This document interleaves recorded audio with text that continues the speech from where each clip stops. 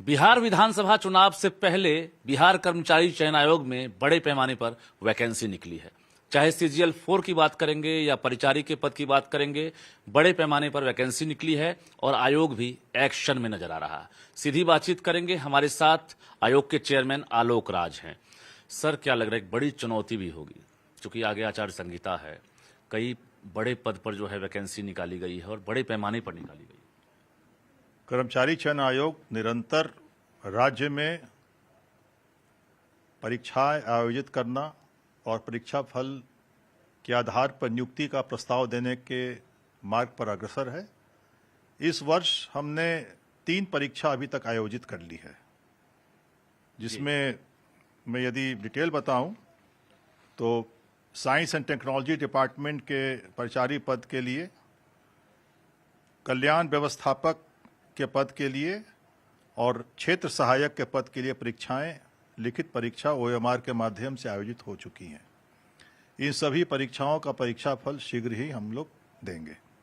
इसके अतिरिक्त कर्मचारी चयन आयोग ने 2 बहुत ही महत्वपूर्ण परीक्षाओं का विज्ञापन प्रकाशित किया है। एक है 4th सीजीएल चतुर्थ स्नातक स्तरीय संयुक्त प्रतियोगिता परीक्षा, जिसमें लगभग सहायक प्रशाखा पदाधिकारी के 1064 पद और 6 विभागों के कुल 1481 पदों पर नियुक्ति हेतु परीक्षा का आयोजन किया जाएगा। इसके अतिरिक्त कार्यालय परिचारी विशिष्ट की संयुक्त प्रतियोगिता परीक्षा भी आयोजित करने के लिए विज्ञापन प्रकाशित किया जा चुका है, जिसमें कुल 3727 पदों पर नियुक्ति हेतु परीक्षा ली जाएगी। शीघ्र ही आयोग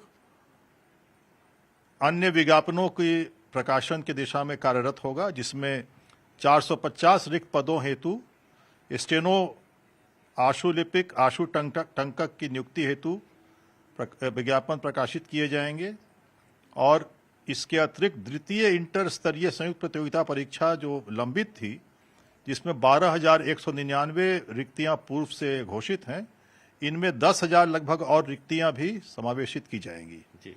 तो ये बहुत बड़ी संख्या में रिक्तियां सरकारी नौकरी में आई हैं और कर्मचारी चयन आयोग का ये संकल्प है, हम प्रतिबद्ध हैं कि हम विज्ञापन प्रकाशित करने के उपरांत जी हम लोग इस परीक्षा को बिल्कुल ही अच्छे ढंग से आयोजित करेंगे, जिससे बिहार के मेधावी छात्र छात्राओं को नौकरी में आने का अवसर मिलेगा। अभी कहा जाता है कि जो कर्मचारी चयन आयोग है, इसमें जब भी वैकेंसी निकलती है तो आंकड़ा जो है 15 लाख 20 लाख के पार कर जाता है।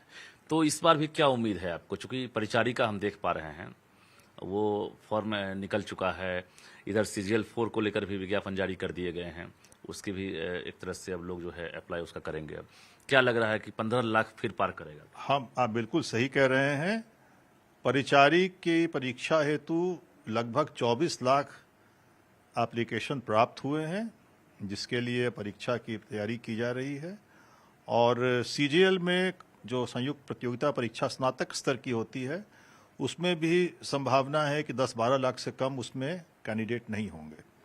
और जैसा कि आपने कहा कि आचार संहिता भी लग जाएगा 1 महीना या 1.5 महीना के आसपास, तो हमारी ये कोशिश है कि उसके पहले हम विज्ञापन की जो प्रक्रिया है वो पूरी कर लें और जो रिजल्ट हमारे पेंडिंग है हम उन रिजल्ट्स पर काम करेंगे। और आचार संहिता लगने के उपरांत तो स्वाभाविक है कि वो कार्रवाई बंद हो जाएगी, लेकिन उसके पहले हमारी ये कोशिश होगी कि जितना रिजल्ट हम तैयार कर सकते हैं और जितना रिजल्ट हम निकाल सकते हैं वो हम निकाल लें जी। एक बार आचार संहिता समाप्त जब होगी तो उसके बाद सारी तैयारियां हमारी पूर्ण रहेंगी, तो जिसके कारण हमें आयोग को परीक्षा शीघ्र संचालित करने में, शीघ्र कराने में आसानी होगी। मतलब ये समझा जाए कि जो अभी आप विज्ञापन निकालने वाले हैं परिचारी के लिए, परिचारी विशिष्ट के लिए या सीजीएल 4 के लिए, तो उसके इम्तिहान अभी जो है आचार संहिता से पहले ले सकते हैं? नहीं, उसकी परीक्षा आचार संहिता के पहले नहीं हो पाएगी, क्योंकि उसमें मैंने आपको बताया कि 24 लाख कैंडिडेट हैं। तो 24 लाख कैंडिडेट को सेंटर अलॉट कराकर एग्जाम कराने के लिए जो समय अवधि चाहिए, वो समय अवधि अभी फिलहाल नहीं है, क्योंकि अगले माह फिर दुर्गा पूजा का त्यौहार है और उसके बाद संभावना यह है कि आचार संहिता घोषित हो जाएगी। जी तो हमारी ये कोशिश है कि हम परीक्षा लेने के पहले का जो काम है, प्री एग्जामिनेशन वर्क जो हमारा होता है, वो हम पूरा कर लें, और जैसे ही चुनाव के बाद आचार संहिता समाप्त होती है हम तुरंत एग्जाम कंडक्ट करा दें। एक चूंकि जिस कुर्सी पर आप बैठे हैं ये चेयरमैन की कुर्सी है और यहाँ पर आकर आप रिव्यू किए होंगे तो काफ़ी कुछ पीछे लग रहा है कि छूट गया है। जो चीज़ें समय पर होनी चाहिए थी वो नहीं हुई, और जो अभ्यर्थी हैं जिन्होंने इम्तिहान दिया उनका रिजल्ट जारी नहीं हो रहा था। बहुत सारी चीज़ें आप देख रहे हैं कि रखे हुए हैं। तो एक बड़ी चुनौती है, हम बार बार कह रहे हैं, क्योंकि बिहार कर्मचारी चयन आयोग में कोई कैलेंडर काम नहीं कर रहा है। तो ऐसा कोई कैलेंडर भी आप तैयार करेंगे जो ऐसा लगे कि कोई टाइम फ्रेम आप तय कर रहे हैं, लक्ष्य लेकर आप चल रहे हैं? नहीं, बहुत ही अच्छा सार्थक प्रश्न है आपका। मैं ये मानता हूं कि विगत वर्षों में जितनी परीक्षाएं होनी चाहिए थी वो हो नहीं पाई, लेकिन मैं लगभग 7 महीने मेरा यहाँ आयोग में हो गया, और मैंने कहा कि इन 7 महीनों में मैंने 3 परीक्षाएं आयोजित की हैं।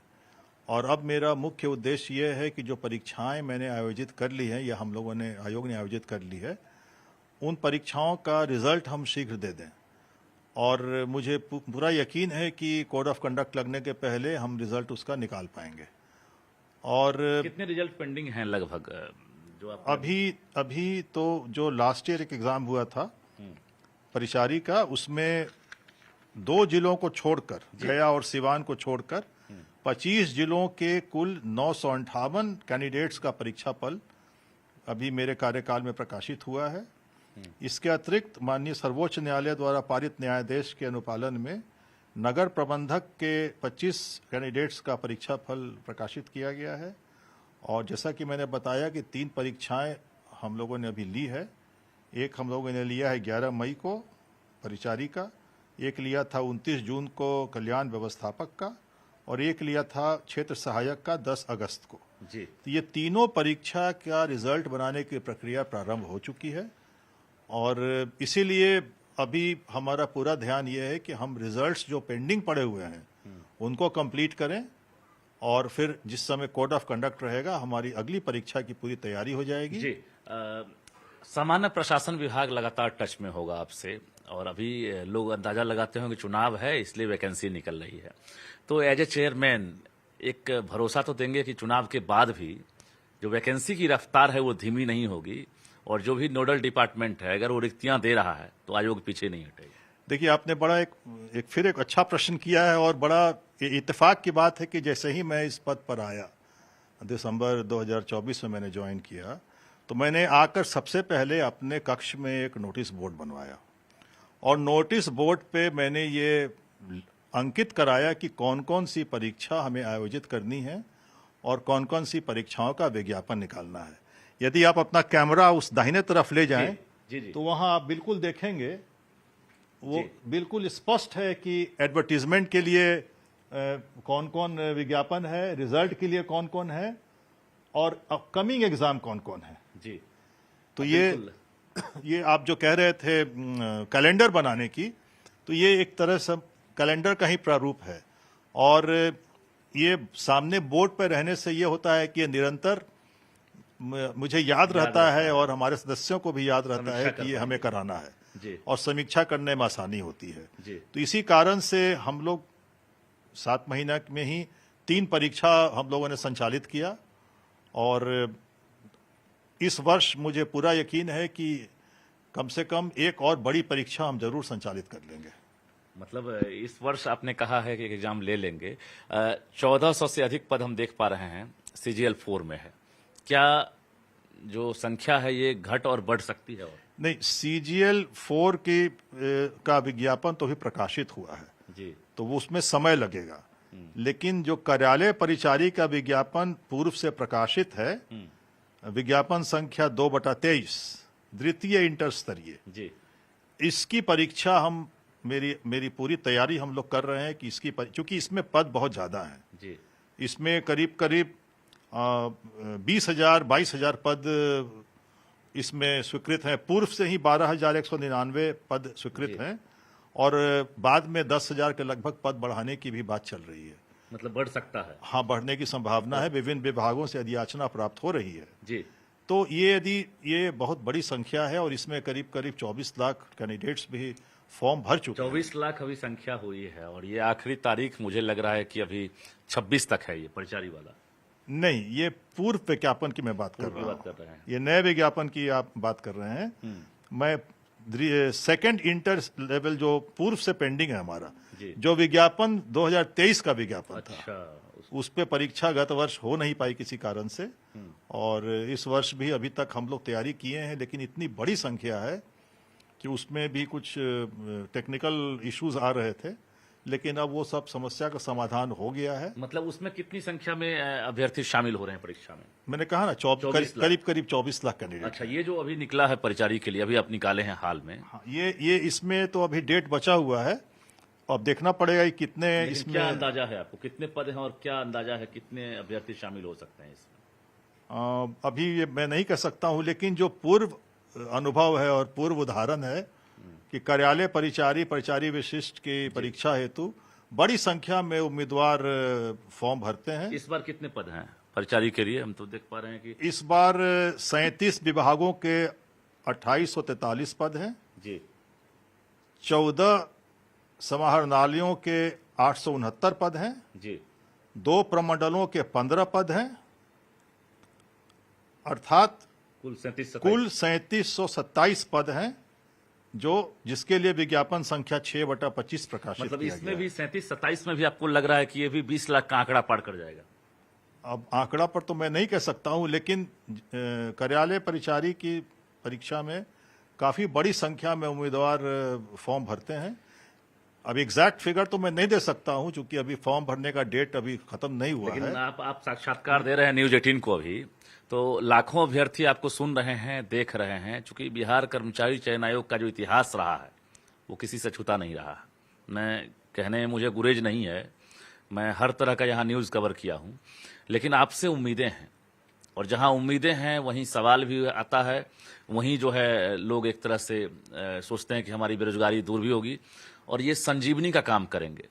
तो आलोक राज अगर इस कुर्सी पर हैं तो लग रहा है कि हाँ, लाखों युवा जो बेरोजगार हैं, इंटर पास, ग्रेजुएट लेवल, तो क्या उनके लिए कुछ कहेंगे? नहीं, मैं आपके चैनल के माध्यम से, न्यूज 18 के माध्यम से बिहार के युवाओं को ये संदेश देना चाहता हूं कि आप बिल्कुल हमारे जो भी विज्ञापन प्रकाशित हो रहे हैं, आप अपनी योग्यता, अपने क्वालिफिकेशन के अनुसार फॉर्म भरें।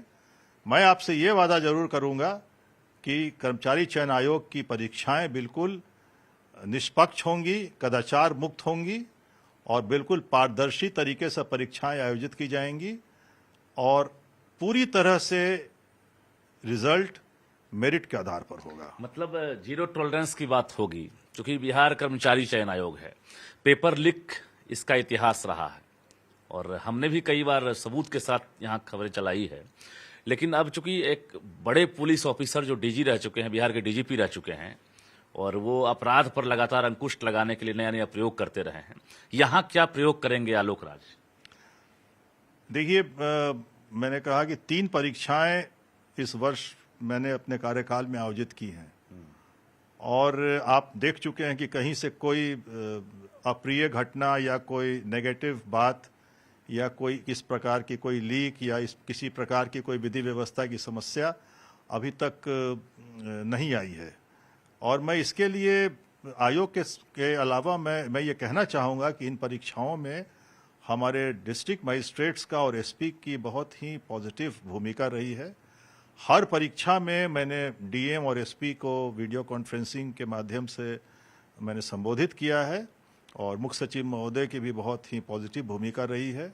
ज्वाइंट वीडियो कॉन्फ्रेंस के माध्यम से सभी जिला के डिस्ट्रिक्ट मजिस्ट्रेट्स और एसपी को संबोधित किया गया है, और सभी ने आगे बढ़ चढ़कर, सभी एडीएम रैंक के पदाधिकारी नोडल ऑफिसर बने, पेट्रोलिंग मजिस्ट्रेट रहे, स्टैटिक मजिस्ट्रेट रहे, सभी स्कूल्स के हेडमास्टर, टीचर्स, इन्विजिलेटर्स ने पूरी व्यवस्था एक टीम की तरह काम की, और तभी ये परीक्षाएं निश्चित तौर पर बहुत ही अच्छे ढंग से, शांतिपूर्ण ढंग से, कदाचार मुक्त।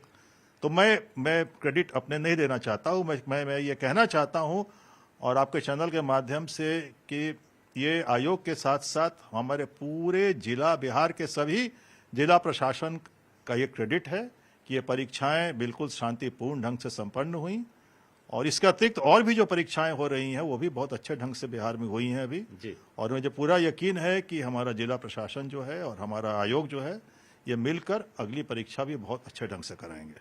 कमांड एंड कंट्रोल सेंटर की यहाँ कमी आपको दिख रही होगी, क्योंकि आयोग है तो अब ट्रांसपेरेंट बनाने के लिए वेबकास्टिंग के जरिए जो है सभी परीक्षा केंद्रों पर नजर रखी जाती है, लेकिन शायद आपके यहाँ फिलहाल कमांड एंड कंट्रोल सेंटर है या नहीं, पता नहीं। कमांड कंट्रोल सेंटर है, लेकिन आप जो बता रहे हैं सीसीटीवी सर्वेलांस का जी। एग्जामिनेशन हॉल में, इस पर अभी डिफरेंट ओपिनियंस है। कुछ ओपिनियन है कि इसको करना चाहिए क्योंकि कई एग्जाम में सीसीटीवी सर्वेलेंस नहीं होता है अच्छा। और कई एग्जामों में हो भी रहा है। तो ये क्योंकि बाकी जो चीज़ें होती हैं जैसे आयरिस एंड फेशियल रिकॉग्निशन जी। वो हम कराते हैं, तकनीक का ज्यादा इस्तेमाल करेंगे। हाँ बिल्कुल, क्योंकि एक एग्जाम में एक बहुत बड़ा फैक्टर होता है इम्पर्सोनेशन का। जी जी। तो उसको रोकने के लिए हमारी जो एजेंसी है, चयनित एजेंसी है, वो हर सेंटर पे 100% कैंडिडेट्स का आइरिस और फेशियल रिकॉग्निशन हम कराते हैं, जिससे पर वाली स्थिति देखने को मिली क्या कि आपने मतलब वैसे अभ्यर्थियों को चिन्हित करके? नहीं, मुझे बड़ी खुशी है कि हमारे परीक्षा में एक भी ऐसा परीक्षार्थी नहीं मिला जो इम्पर्सोनेशन जिसने किया हो, और 100% आइरिस और फेशियल रिकॉग्निशन हमने किया। इसके अतिरिक्त सभी सेंटर पे जैमर की व्यवस्था की जाती है जी, और ताकि किसी भी प्रकार से मोबाइल फोन का प्रयोग ना हो। मतलब मुन्ना भाई की नहीं चलेगी, ये आप कहना चाह रहे हैं? नहीं, मुन्ना भाई और परीक्षा माफिया दोनों को मैं सख्त संदेश देना चाहता हूं कि यदि कोई परीक्षा माफिया या कोई मुन्ना भाई ये सोच रहा है कि परीक्षा में वो हस्तक्षेप करेगा, सेंधमारी करेगा, तो वो बिल्कुल वो भूल जाए इस चीज को, क्योंकि हम लोग बिल्कुल सख्त कार्रवाई करेंगे और पुलिस प्रशासन, जिला प्रशासन सभी इस पर सजग हैं। आयोग इस पर बहुत सख्त है। वेबकास्टिंग वाला जो आपका जो विचार है, इस पे हम लोग गौर कर रहे हैं। इसके लिए अभी तक हम लोगों ने टेंडर नहीं किया है इस सर्वेलांस का, सीसीटीवी सर्वेलांस का, लेकिन इस पर विचार किया जा रहा है कि क्या क्योंकि ये बहुत बड़ी संख्या में सेंटर्स हमारे होते हैं, नंबर ऑफ अपीयरिंग कैंडिडेट भी ज्यादा। हाँ, तो वैसी स्थिति में कितना सक्सीड करेगा और कितना इसमें एक्सपेंडिचर होगा, ये भी एक मुद्दा होगा। अभी जैसे अब कई वैकेंसी हम देख पा रहे हैं, इसमें तो आपने विज्ञापन की बात कही, रिजल्ट जो पेंडिंग है उसको जारी करने की बात कही है। क्या अभी और बाकी विभाग से कांटेक्ट में हैं या नोडल डिपार्टमेंट जो है वो आपसे टच किया है कि हम चाहते हैं कि जो रिक्तियां हैं वो आपके जरिए जो है उस पर परीक्षा ली जाए आने वाले समय में? कर्मचारी चयन आयोग को ये निर्धारित किया गया सरकार की तरफ से कि जो भी ग्रुप सी के परीक्षाएं होती हैं विभिन्न विभागों की, वो कर्मचारी चयन आयोग आयोजित कर रही है, पुलिस विभाग या गृह विभाग, पुलिस विभाग की परीक्षा को छोड़ के। और जैसा कि मैंने आपको बोर्ड दिखाया, तो कई विभागों की अधियाचना आई हुई है जिस पे हम लोग वर्क कर रहे हैं, और ये एक अवसर भी हमें मिल जाएगा 1.5 महीना का विंडो की जो भी पेंडिंग हमारा जो भी वर्क है उसको हम स्ट्रीमलाइन कर सकें। 2025 सुनहरा होगा युवाओं के लिए, बेरोजगारों के लिए, ऐसा लग रहा है। निश्चित तौर पे 3 परीक्षाएं हो चुकी हैं और जैसे ही चुनाव समाप्त होगा, कोड ऑफ कंडक्ट खत्म होगा, हम लोग तुरंत एग्जाम मोड में आ जाएंगे। इसलिए मैंने कहा कि एक परीक्षा और निश्चित तौर पर बड़ी परीक्षा हम लोग 2025 में लेंगे। 2026 का कैलेंडर भी हम लोगों ने निर्धारित कर दिया है, क्योंकि 2026 में मेरा मुख्य उद्देश्य होगा 4th CGL कंप्लीट कर देना, और कार्यालय परिचारी की जो विज्ञापन अभी प्रकाशित हुआ है 6/25, 5/25 है CGL का संयुक्त चतुर्स्नातक संयुक्त परीक्षा, और 6/25 है कार्यालय परिचारी पचारी विशिष्ट का। ये दोनों बड़ी परीक्षा होंगी, तो हम लोगों का ये पूरा टारगेट रहेगा कि 26 के फर्स्ट हाफ में इन परीक्षाओं का आयोजन हम कर लें। और इसके अतिरिक्त जो छोटी छोटी परीक्षाएं होती हैं जिसमें कम वैकेंसी है, या जिसमें जैसे स्टेनो का 450 पद है, या इस प्रकार के और भी जो पद हैं जिसमें वैकेंसी कम है, तो उसको भी साथ साथ पैरेलली हम लोग करते रहेंगे। 2025 में आप कैलेंडर पब्लिक डोमेन में ला देंगे? निश्चित तौर पर। चलिए, तो बहुत बहुत धन्यवाद। हमारे साथ बिहार कर्मचारी चयन आयोग के चेयरमैन आलोक राज थे, और बहुत ही बारीकी से इन्होंने सवालों का जवाब दिया है। इसके साथ साथ तकनीक के जरिए कैसे आयोग को जोड़ेंगे, परीक्षा माफियाओं कैसे इन्होंने चेतावनी दी है, आपने सुना। तो कुल मिलाकर ये कहें कि इस बार 2025 में जो बेरोजगार युवा हैं, खासकर इंटर हैं या फिर ग्रेजुएट लेवल के हैं, वो इंतजार करें, क्योंकि जल्द ही वैकेंसी निकलने वाली है। और फिलहाल CGL 4 हो या परिचारी को लेकर जो वैकेंसी अभी निकली है, उसकी तैयारी करें और निश्चित रूप से समय पर रिजल्ट जारी हो, इसको लेकर आयोग कटिबद्ध नजर आ रहा है। कैमरामैन सुबोध के साथ रजनीश कुमार, न्यूज 18 पटना।